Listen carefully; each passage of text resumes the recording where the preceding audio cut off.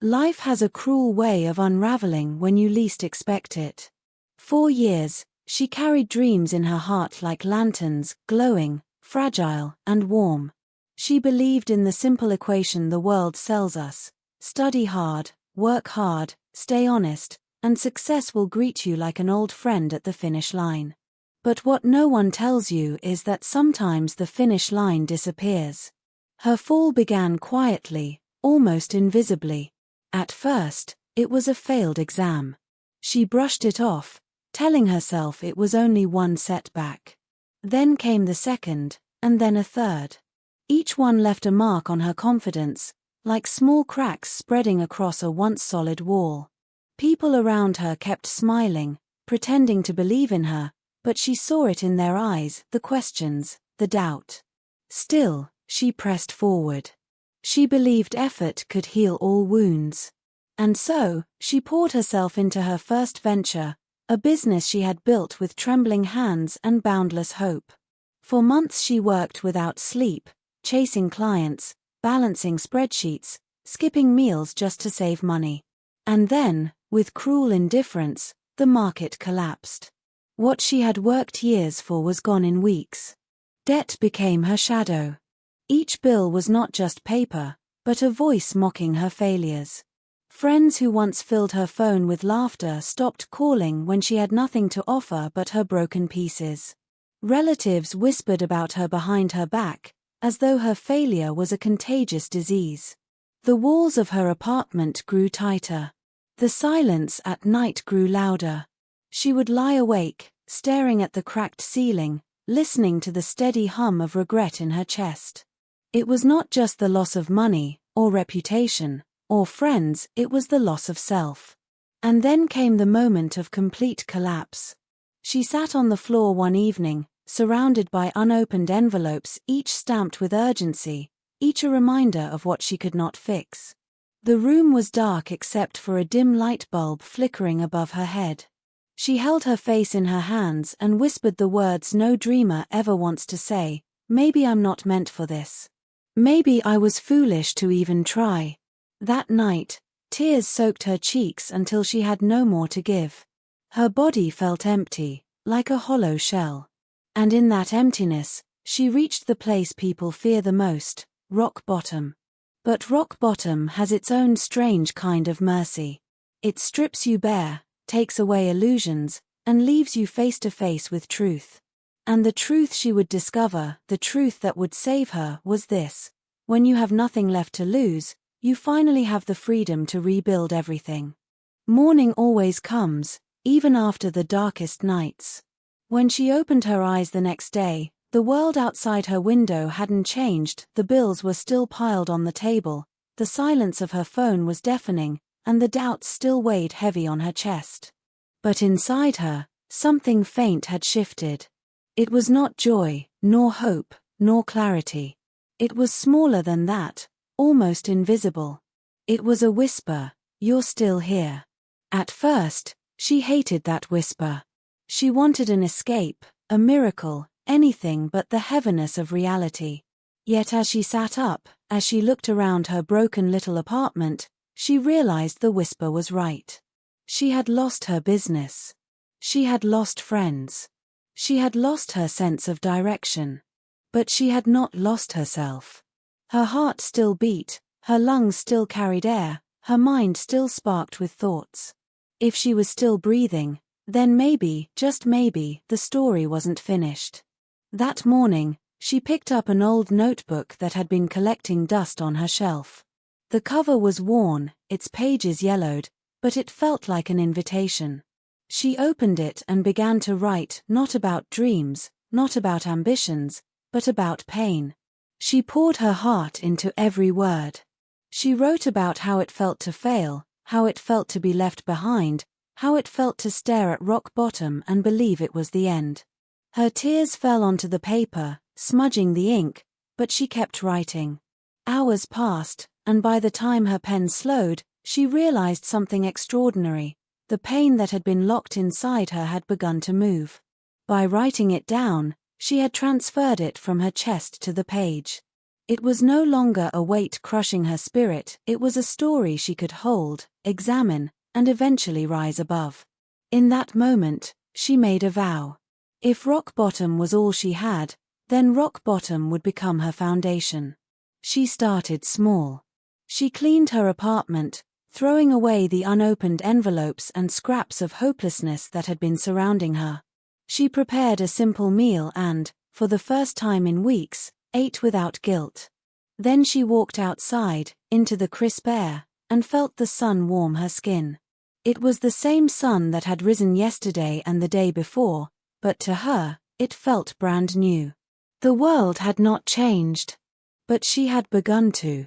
Over the next few weeks, she lived quietly, deliberately. She took small jobs, nothing glamorous, nothing that others would envy, but enough to remind her that she was capable of working, of creating, of contributing. She read books, not about wealth or power, but about resilience. Stories of warriors, survivors, dreamers who had stood in the ashes of failure and built something greater. Their words became bricks, and with each chapter, she laid them at her feet, building the foundation of her new ground. Slowly, she realized something powerful. Success was not about the applause of others, or the balance in her bank account, or the perfection of her record. Success was about standing back up. Success was the courage to look at yesterday's ruins and say, "Today, I will try again." The world still doubted her. Some people whispered behind her back, mocking her small efforts, laughing at how far she had fallen. But she no longer feared their voices. Rock bottom had already broken her pride, and in doing so, had freed her from the prison of other people's opinions. Every day, she rose a little stronger. Every night, she laid her head down with the quiet pride of someone who had survived another day. She was no longer just existing, she was awakening. And though she could not see it yet, this awakening was the first step of a climb that would change everything. The climb did not begin with fireworks or grand announcements. It began with small, quiet choices no one else would ever notice, but ones that would define the rest of her life. Each morning, she rose earlier than she wanted to. She made her bed, even though no one would see it. She stretched her body, even though fatigue clung to her bones. These little rituals seemed meaningless at first, but with each day, they became symbols of something greater, control. She had lost almost everything, but she still had control over herself, over the way she moved through the day. And that control was power. She picked up part-time jobs wherever she could. Some days she worked in a small cafe, scrubbing dishes until her hands ached. Other days, she cleaned offices late into the night, invisible to the world that hustled past her. People who had once praised her ambition now pitied her, shaking their heads at how far she had fallen. But she no longer carried shame. Rock bottom had already stripped that away. Instead, she carried gratitude. Every coin she earned was proof that she was still climbing. Her evenings were different now. Instead of drowning in despair, she read. She devoured stories of people who had walked through fire and come out stronger. She filled journals with notes about courage, discipline, and resilience. She wrote affirmations in bold ink: "Failure is not the end. Discipline is stronger than luck. I am building myself." But the climb was not smooth. She faced rejection after rejection. Applications for better jobs were ignored. Ideas she tested fell flat. Sometimes she would spend weeks pouring herself into a project, only to watch it crumble. The old version of her would have broken under the weight of these failures. But now, something had changed. Each setback hurt, yes, but it did not destroy her. She had learned to see failure differently. It was no longer a wall blocking her path, it was a stepping stone. She began to treat her failures like teachers. If a job didn't work out, she asked herself, "What can I learn here?" If an idea failed, she studied the cracks and used that knowledge to try again. Every mistake was fuel. Every stumble was practice for the next step. And step by step, she grew tougher. Her body hardened from long hours of labor. Her mind sharpened from endless learning. Her heart strengthened from choosing persistence over despair. The world still doubted her, but she had discovered something more important. She no longer doubted herself. One night, after finishing a long shift, she stood outside beneath the stars. The city lights flickered in the distance, but above them stretched a vast sky, endless and silent. She whispered into the darkness, "I'm not there yet. But I'm coming." That whisper was not a plea. It was a promise. From that night on, her climb was no longer about survival, it was about transformation. She wasn't just rebuilding her life, she was rebuilding herself. And though the mountain ahead still towered high and steep, she now carried something unshakable, the knowledge that she had already faced the bottom and survived it. Nothing could scare her more than that. Every sunrise became a challenge. Every setback became a lesson. Every small victory, a bill paid on time, a project completed, a kind word from a stranger, became proof that the climb was worth it. She wasn't moving fast, but she was moving forward.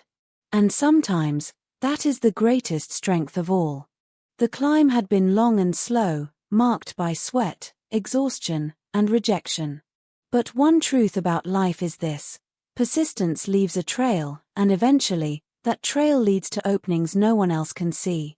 Her first small victory came on a rainy Tuesday. She had been working at a cafe for months, wiping tables and carrying trays, blending into the background like a shadow. She didn't expect much from it, it was just survival. But the owner, an elderly man with sharp eyes, had been watching her. He noticed how she showed up early, how she never complained, how she smiled at customers even when her body was tired. One day, as she was cleaning the floor, he handed her a set of keys. "You've earned this," he said. "From now on, I trust you to open the shop." The keys were small and ordinary, but to her, they were monumental. They weren't just metal, they were proof. Proof that someone believed in her reliability, her discipline, her worth. She went home that night and held the keys in her palm until she fell asleep, whispering to herself, "This is just the beginning." Encouraged, she started taking risks again. Not reckless risks, but small, thoughtful ones. She invested her free time into learning skills that might open doors: graphic design, writing, marketing, anything that sparked her interest. Some nights, she sat in front of her old laptop until dawn, eyes burning, fingers trembling, determined to learn. Her efforts soon bore fruit. A local business owner, struggling to design flyers, stumbled across one of her mock-up projects online. He reached out, offering her a chance. It wasn't much, a small job with a small paycheck, but it was her first freelance opportunity. She poured herself into it with the same passion she once gave to her failed business. When the owner saw the final design, his face lit up. "This is better than I imagined," he told her. "You've got talent." Those words were not just a compliment, they were oxygen. The jobs were still small, but they began to add up. One project turned into 2, then into 5. With each one, her confidence grew. For the first time since her collapse, she wasn't just surviving, she was creating. Yet her victories were not only measured in money or work.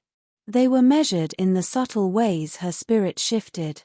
She laughed more freely. She walked with her head a little higher. She began to imagine futures beyond debt and despair. But most importantly, she learned to celebrate the small wins.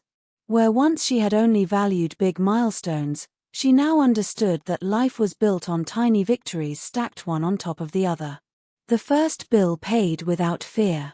The first time she looked in the mirror and saw strength instead of shame. The first time someone thanked her, not out of pity, but out of genuine respect. These sparks of victory didn't erase her past failures, but they illuminated the path forward. And though the fire was still small, she knew it was only a matter of time before it grew into something unstoppable. For the first time in years, she allowed herself to dream again. Not of fame or fortune or perfection, but of freedom, the freedom to choose her path, to write her own story, to rise from rock bottom and show the world what resilience looks like. And though she couldn't see the storms waiting ahead, she felt ready. Because now, she carried proof within her. Even the smallest flame can light the way out of the darkest night. Progress is fragile. When you begin to climb out of the hole life pushed you into, every step feels sacred, every inch upward feels like a victory stolen back from fate. But fragility also means risk, and the higher you climb, the more painful the fall. For her, the betrayal began with trust. The man who had approached her seemed genuine. He noticed her talent when others still overlooked her. He praised her designs with such conviction that, for the first time in a long time, she believed she might finally be seen for who she truly was. He spoke of partnerships, future opportunities, even hinted at building something bigger together. And because she wanted to believe, because hope, once reawakened, is impossible to cage, she let her guard down. Weeks bled into one another as she worked for him. She skipped meals to meet his deadlines, sacrificed sleep to perfect every detail. She told herself, this could be it. This could be my break. For every ounce of effort she poured into the project, she carried the vision of a brighter future in her mind. But the break never came. When the work was finished, she sent it with pride and exhaustion. Hours turned into days, days into weeks. Her messages went unanswered. Her calls went ignored. Then, one morning, as she scrolled through social media, her heart stopped. There it was, her work. Her designs. Her vision. Posted under his name. Applauded, praised, shared. Her words and her ideas, stripped of her identity, paraded as if they had never belonged to her. She sat frozen, her hands trembling on the keyboard, her chest burning with betrayal. It wasn't just about the stolen work. It was about the trust she had given, the hope she had allowed to breathe again, the vulnerability she had exposed after years of guarding her wounds. He had taken all of it and left her with nothing but silence. For days, she spiraled. The betrayal felt like confirmation of every fear she had buried. You're not good enough. People will always take advantage of you. You'll never rise from this. She stopped writing in her journal. She stopped going outside. She let dishes pile up, unopened envelopes clutter her table once more. The silence that had haunted her in the past returned, this time heavier, colder, sharper.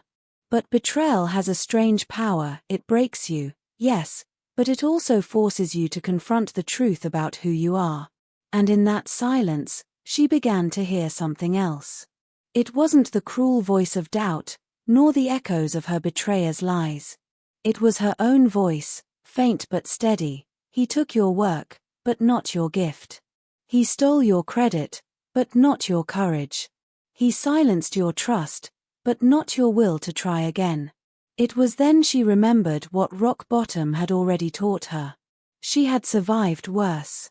She had stared into the void of complete failure and chosen to rise. If she could endure that, she could endure this too.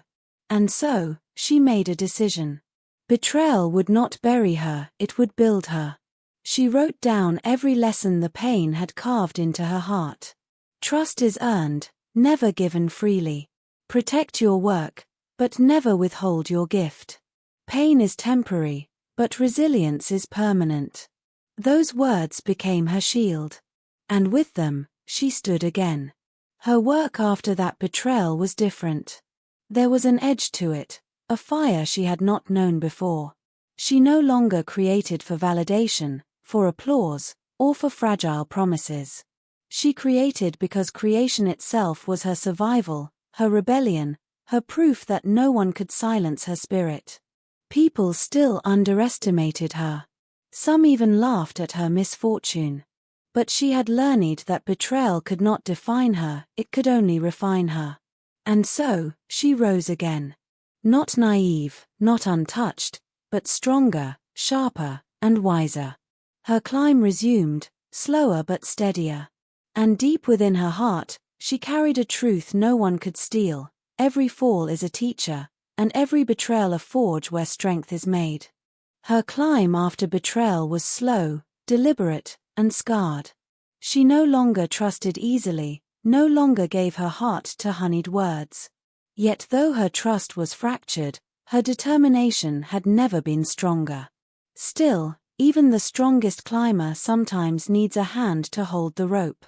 That hand arrived when she least expected it. She had been sitting alone in a library one evening, her old laptop open in front of her, eyes heavy from exhaustion. She was working on another small project, one she wasn't even sure would be paid for. The dim glow of the screen reflected her fatigue, but still she pressed forward. Beside her sat an older woman, silver-haired and elegant, who had been quietly reading for hours. As the library began to close, the woman leaned over and said softly, "You work like someone carrying the weight of the world." She looked up, startled. No one usually noticed her. "I'm just trying to make something of myself," she whispered. The woman smiled knowingly. "And you will. But tell me, why do you fight so hard, yet sit here alone?" It was the beginning of a conversation that stretched for hours. The older woman was a retired entrepreneur, someone who had built and lost fortunes, someone who had felt both the intoxication of success and the sting of betrayal.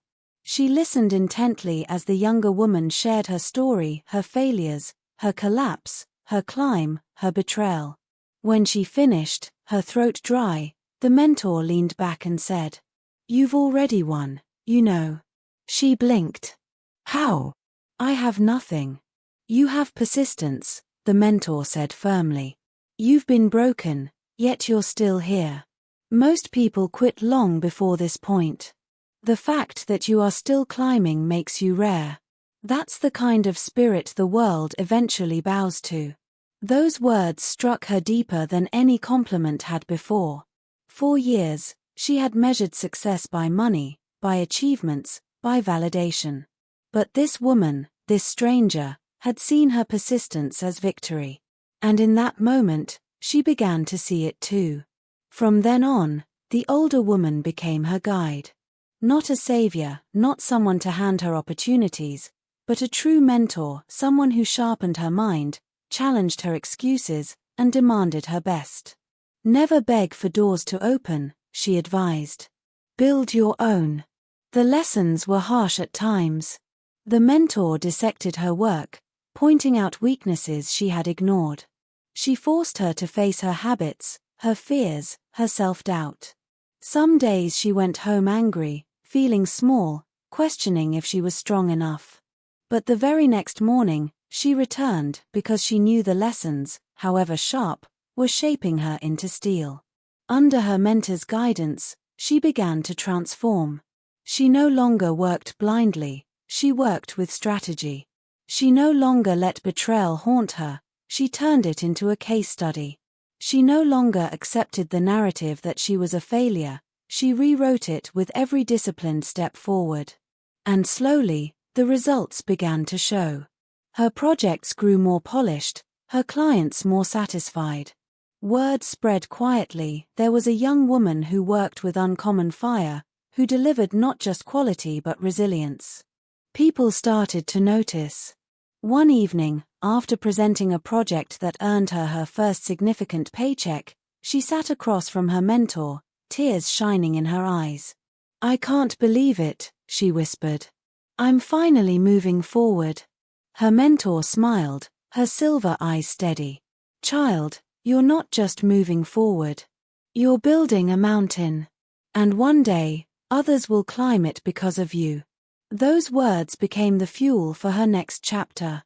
She had discovered something she hadn't realized she was missing, not just guidance, but belief. For the first time in her journey, she wasn't carrying her fire alone, she had someone fanning the flame. And with that fire, she was ready to face whatever storm lay ahead. Progress, as she was learning, is never a straight climb. It is a jagged path, littered with thorns and storms that come not to stop you, but to test whether you are truly ready for the summit. And just as her victories were beginning to steady her, life unleashed its fiercest trial yet. It started quietly: missed deadlines from clients, delayed payments, projects falling through without explanation. One by one, the opportunities she had worked so hard to secure slipped through her fingers like sand.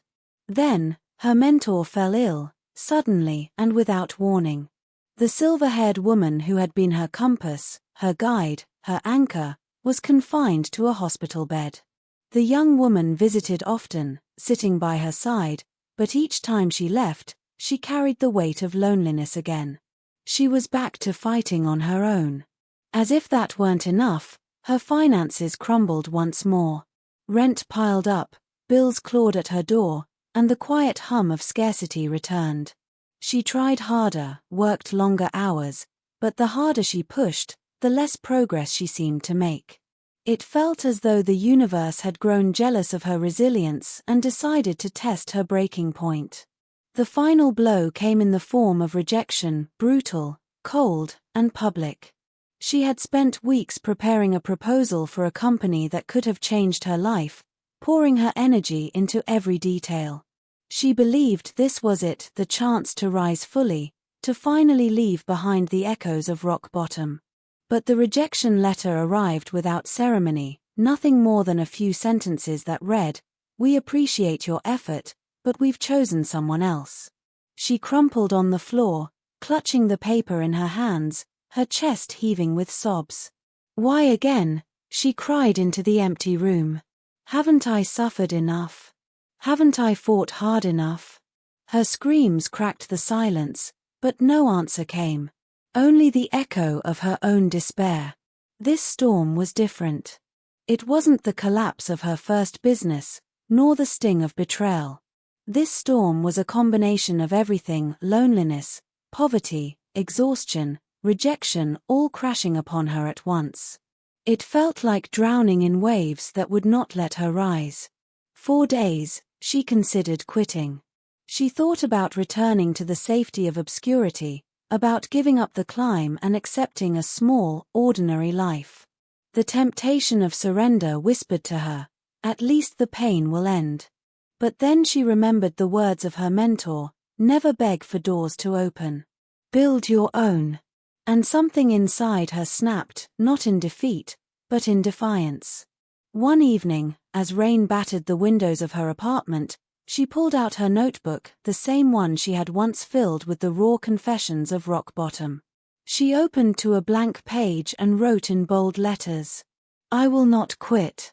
If no doors open, I will build walls and carve my own doorway. If storms rage, I will learn to dance in the rain. If the world doubts me, I will let the fire inside me answer." Tears blurred her vision, but her hand kept moving, filling pages with declarations of resilience. By the time she stopped, her despair had not vanished, but it had transformed. It was no longer a chain dragging her down, it was fuel. She wiped her tears, squared her shoulders, and rose. The storm had not passed, but she no longer feared it. She understood now, storms do not come to destroy climbers, but to strengthen them for the peak. And though she could not see it yet, this storm was the final test before the breakthrough she had been climbing toward all along. After the storm, there is always a silence. For her, that silence came with an unusual calm, not the calm of defeat, but the calm of surrender to persistence. She had accepted that she could no longer wait for luck or doors to open. She would create her own opportunities, even if it meant carving them from stone with her bare hands. It began with a single bold decision. She took one of her rejected proposals, the one she had poured her heart into, and instead of burying it, she reworked it. She tore it apart, studied it with fresh eyes, sharpened every line, every detail, until it reflected the fire she had grown through her battles.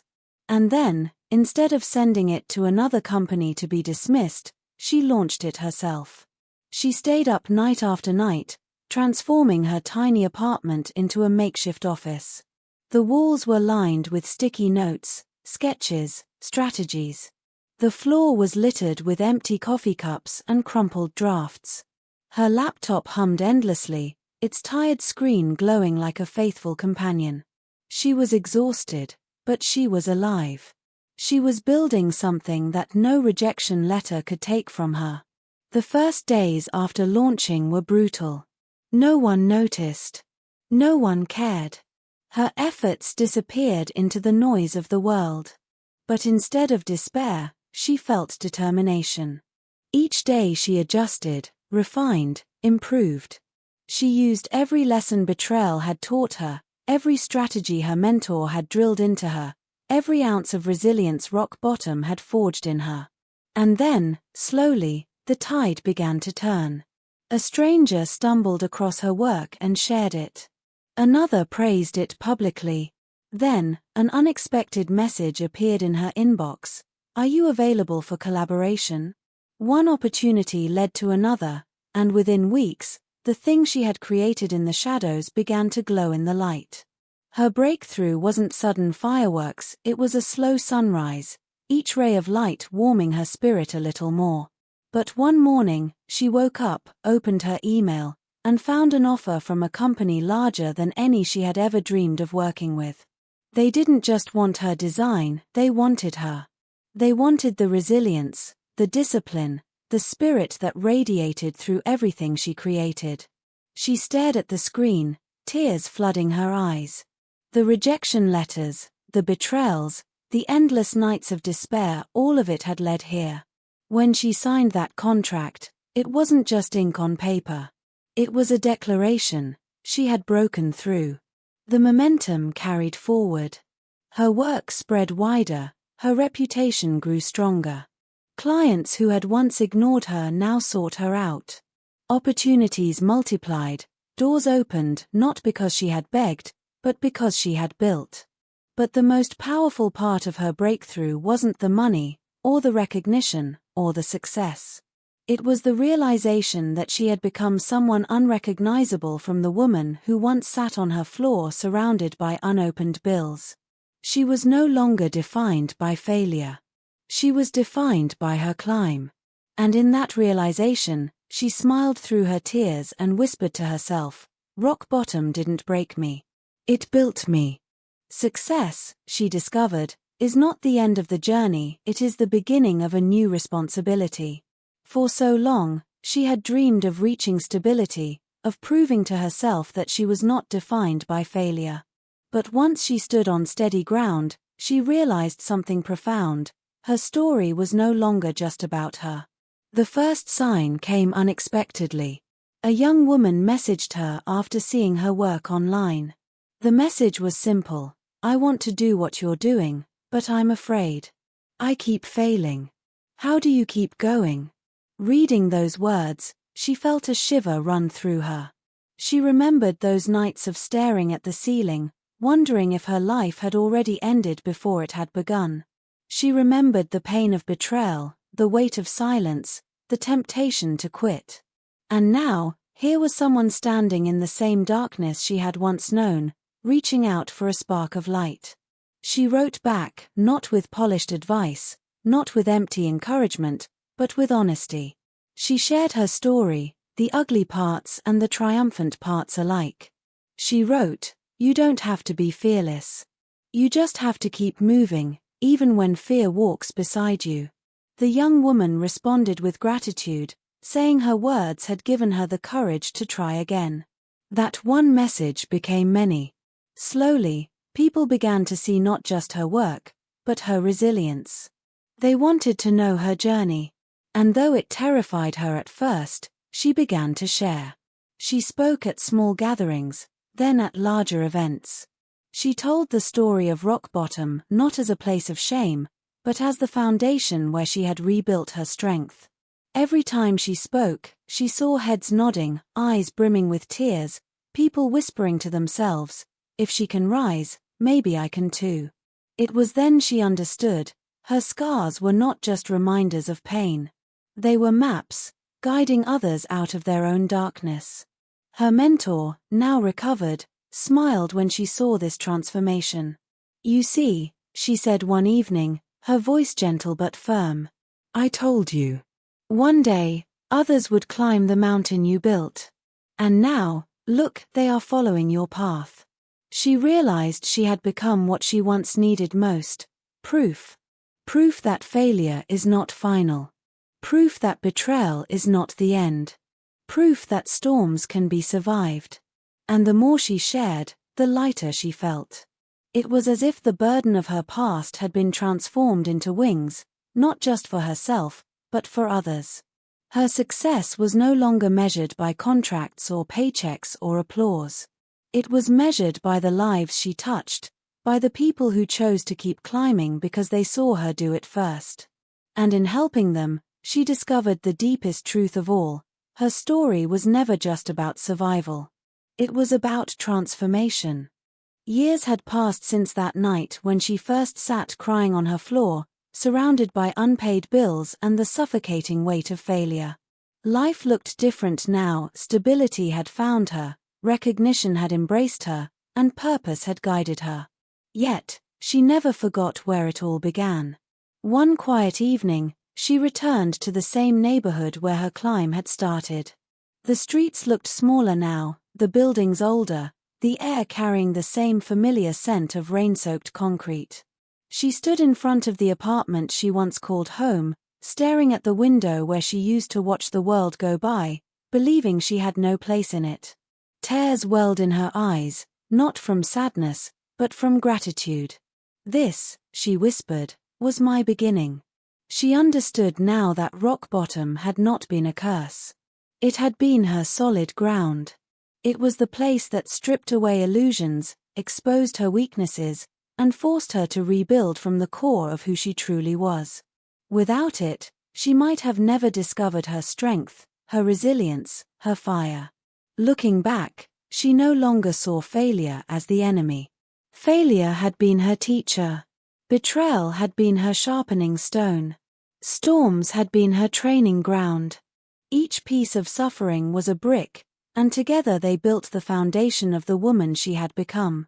Her mentor's words echoed in her heart: "One day, others will climb the mountain you build." And she realized now, with humility and pride, that the prophecy had come true. People from all walks of life reached out to her, not because she was flawless, but because she was proof that imperfection could still lead to greatness. She no longer chased success for herself alone. She built programs to help those starting from nothing, mentored others the way she had once been guided, and told her story again and again, not for applause, but for the one soul in the crowd who might be ready to give up. If even one person chose to keep going because of her words, then every tear she had shed had been worth it. And as she stood there, in front of that old apartment, the wind brushing gently against her face, she whispered a final truth to herself. Rock bottom was never the end. It was the foundation. It was the ground beneath my feet, the place I stood when I decided to rise. And because of that, I will never fear falling again. I know now I can always build again. She turned away from the window of her past and walked into the night, her steps steady, her spirit unshakable. She no longer carried the identity of a failure. She carried the legacy of resilience. And that legacy would outlive her, echoing in the lives of everyone who found strength in her climb. For her, rock bottom had not been a grave. It had been the birthplace of her wings.